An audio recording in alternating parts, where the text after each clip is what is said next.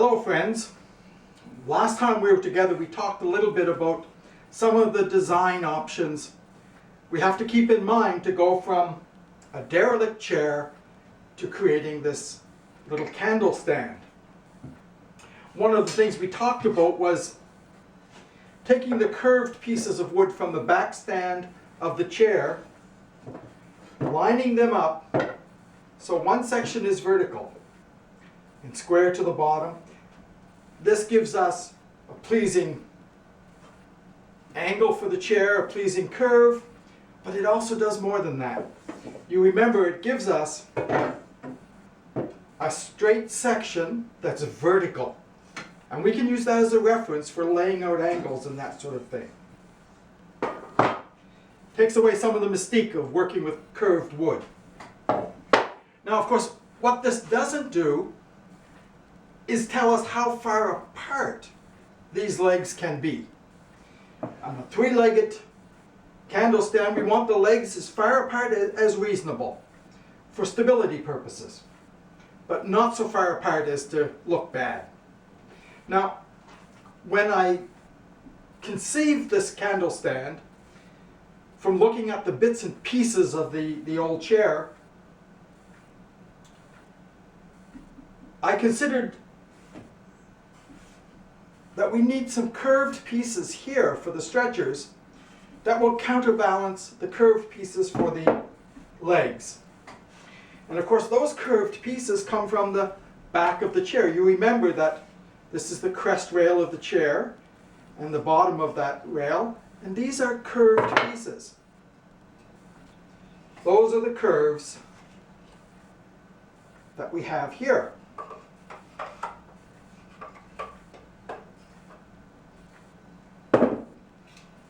Now, of course, these curved pieces are of a certain length, and we're lucky that they're the same top and bottom, but they're not the same width. And so we have two pieces, but we need three. So what we're going to have to do is rip this wide piece, gauge it, and gauge the bottom, and plane them all to the same width. Once they're at the same width, then we're going to join them together, and that will give us a stretcher assembly like this, and that assembly will give us a spacing for the legs of the candle stand, a spacing for the apron pieces at the top. It basically will draw the whole thing together. So now we've done this before, so I'm going to take just a few minutes, gauge this out, rip it, plane it, and when I get the three pieces, we'll come back together and I'll show you a method of joining them into an assembly that will let us then go to the next step. So I'll see you in a few minutes. I'll just go ahead and do that. Now I've ripped the top rail. I've gauged all pieces and planed them all to width. I have three curved pieces, and of course they're going to go together to make the assembly for the stretchers. Now, to get them together, to make them work out properly, got to find a way to join the ends together. It's not hard, but it's going to take a little thinking through. So I'd like to show you kind of the process I went through to do that, and explain it to you, and to demystify it a bit. Now, to do that, I'd like you to come a little closer, and I'll show you in detail the process I used. So we'll set up for a closer shot and go piece by piece. Now basically my idea was to put the pieces together like so. Triangular piece made of three curved sections.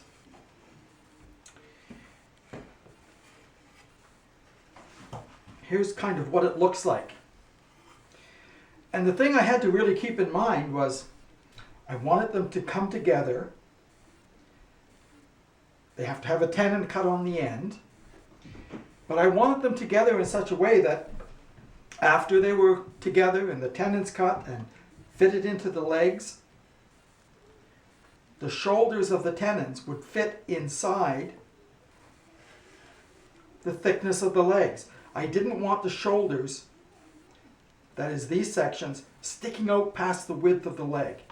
That's not visually appealing. This really simplifies matters if you keep it inside the thickness of the leg. The other thing I wanted was to have them coming together away from the leg. That increases the sort of visual weight of the bottom of the table. And that was important too. You want it to work technically, but you want it to look good aesthetically.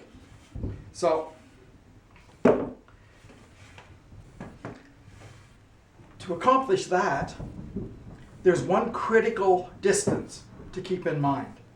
And that's the distance between those angles, those joints. Once I had that figured out, the rest was pretty easy. Now here's a piece with the lines marked on it. These are the lines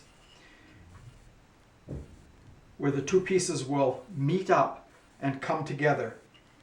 To get those lines, once I decided where they needed to be, and that was just trial and error more than anything, then it's just simply a question of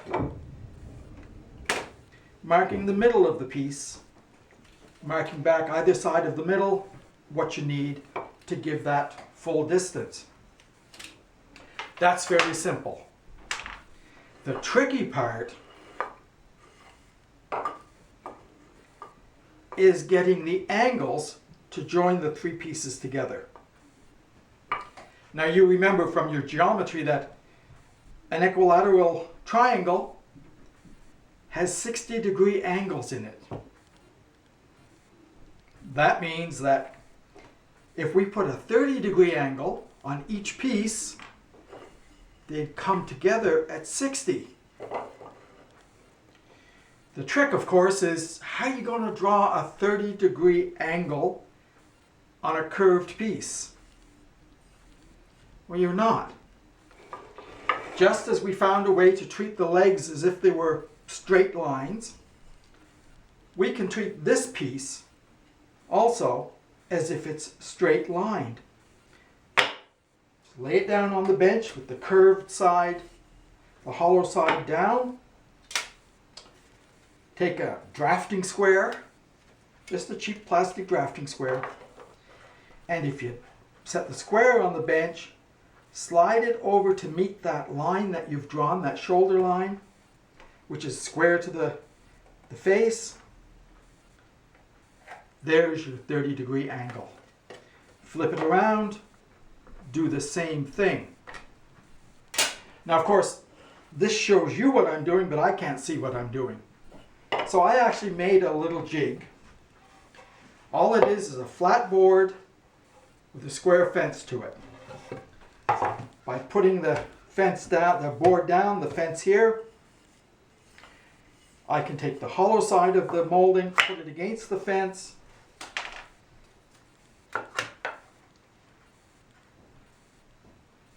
put the 30-60 against the fence, and now I can see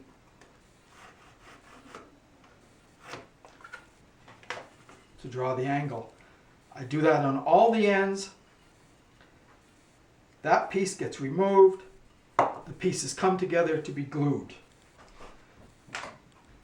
Simple. No measuring. No measuring with tricky angles and arcs and all that. Now once you've got this all marked out, the next step is simply to saw those off, trim them up if you need to, and glue them together. So I'm going to take a second to knock off those corners. I'll show you a little bit of the sawing and cleaning up, and then we'll glue it together.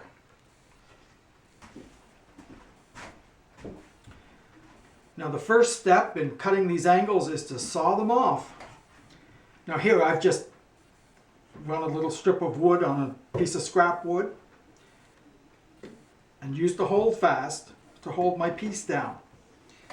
That way I can take the saw, go to the line, and just saw down. Start on the far side, work back, take your line.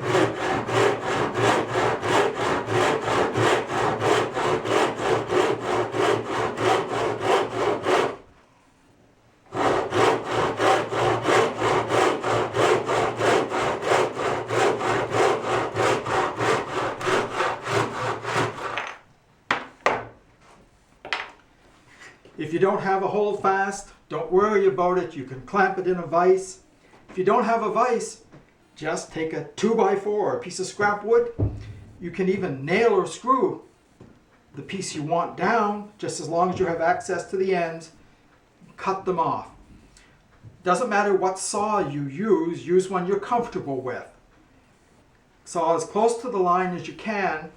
If you have to clean it up a bit after with a chisel or a plane, you can do. Just go slow. Don't overcut. Don't stress. Just cut the angles and then fit them all together. And when they're all fitted together, then we've got to glue them up.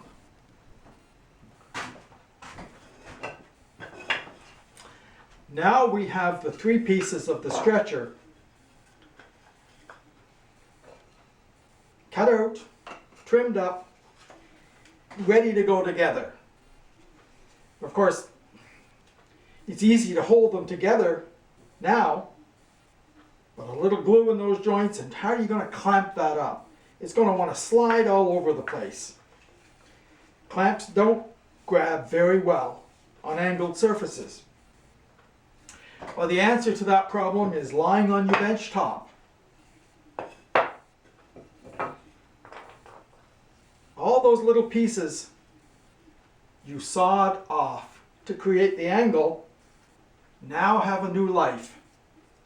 Take them, flip them over, fasten them to the outside, not the new angle, on the outside of the curved piece. You can use little finish nails, little brads, double-sided tape, hot melt glue, whatever you need, and just fasten them like so. By doing that,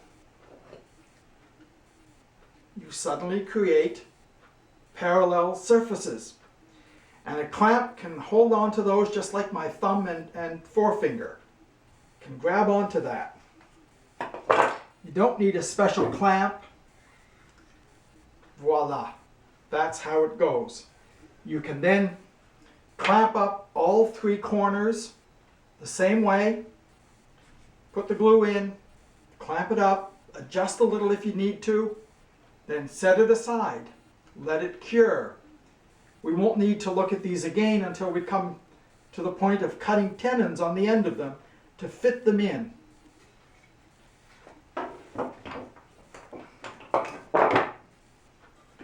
That's basically how we put together the stretcher assembly. Next time, we're going to go to the top of the table and we're going to put together this undercarriage for the tabletop.